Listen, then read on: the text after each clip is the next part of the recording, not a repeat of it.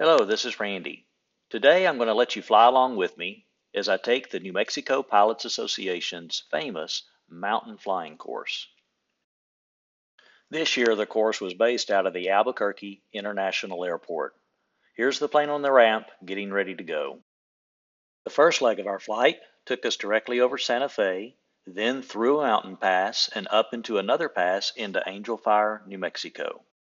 3 Zulu is at 10,500. Do you agree? So here we are passing over Santa Fe, New Mexico. We're just to the west of the Sangre de Cristos mountain range in New Mexico. We're setting up for our first pass in the mountains. In this course, they don't teach you to fly over the mountains, they teach you to fly through the mountains. Okay, what is this pass called? This is the MORA pass. The MORA? M-O-R-A, yeah. Okay, MORA pass. Uh-huh.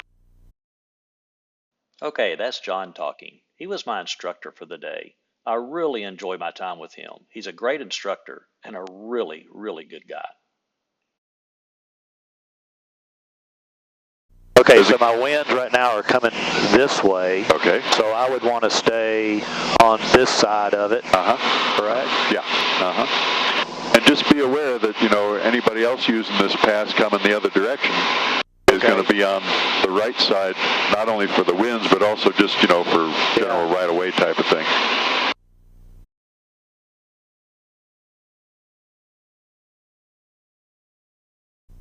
Terrain ahead. Pull up. She's going to be talking to us all day. That's all right.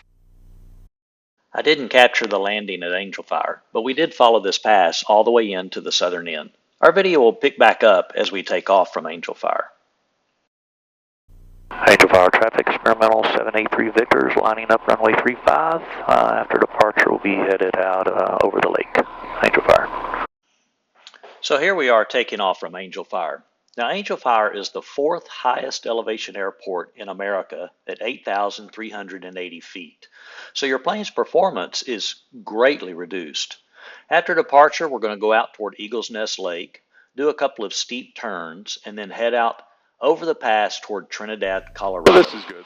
Let's go ahead and do a 180-degree turn to the right. So you're too fast to lower flaps, but let's just go ahead and about a 45-degree bank turn.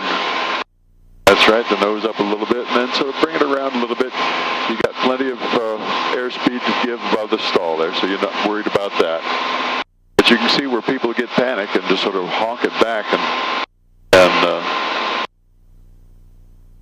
let's keep climbing, and we'll come around. We'll do one to the left.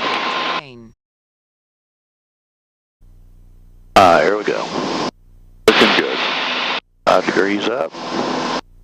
Good. Now pull it back a little bit. You got plenty of airspeed here. You're not going to stall. There you go.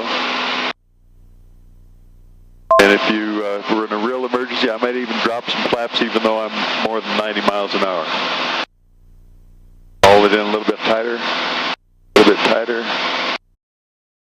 There you go. Yeah. Looking good. Okay. Let's head out through the Cimarron Pass. Okay, 10,000? 10,000 is good. So after completing a couple of steep turns, we then headed out over Cimarron Pass. This pass is going to take us down to Raton, New Mexico. We're actually going to pass over Raton and head up to Trinidad, Colorado, and make a stop at Perry Stokes Field for some fuel. As I told you before, John's a great guy. Here he is filling up the tanks for us. After lifting off from Trinidad, we passed through the Cachura Valley Pass, the La Veta Pass, flew over Taos, New Mexico, and made a stop at Los Alamos.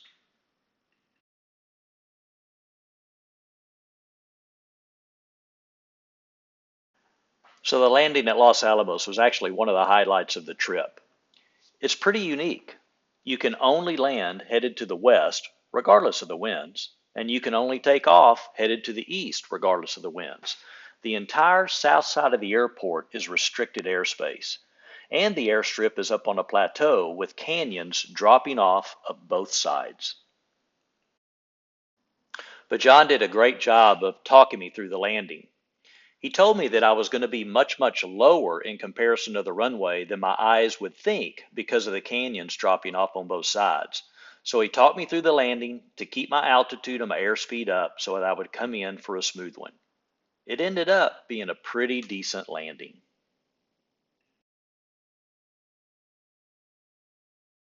Nice, nice.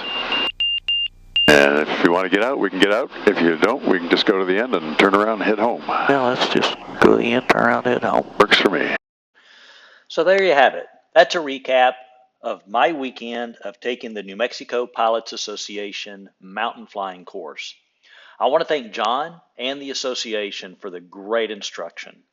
I learned a lot, but mostly I learned how to respect the mountains and just the unique challenges that they present to small general aviation aircraft.